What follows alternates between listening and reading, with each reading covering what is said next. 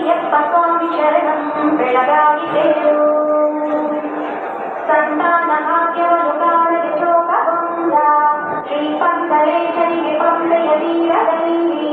ನೀತಿಯುಯ ತೇಜದಲ್ಲಿ ಸಿಕ್ಕಿದೆಯಂತೆ ದೇವ ಅಯ್ಯಪ್ಪ ಸ್ವಾಮಿ ಶರಣಂ ಬೆಳಗಾವಿ ತೇರು ಈ ನಿನ್ನ ಕಂಠದಲ್ಲಿ ಗಂಟೆಯ ನೋಡಿದಾಗ ಶ್ರೀಪಂಕರೇಶವನಿ ಕಂಠನ ನಾಮದಿಂದ ನಿನ್ನನ್ನು ಸಾಕರೆದನಂತೆ ಮತೀತ ಪುತ್ರ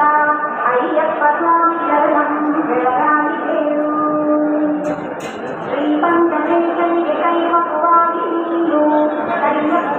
ನಾಮ శరణం ఉదయం 3 గంటల 30 నిమిషాలకు అయ్యప్ప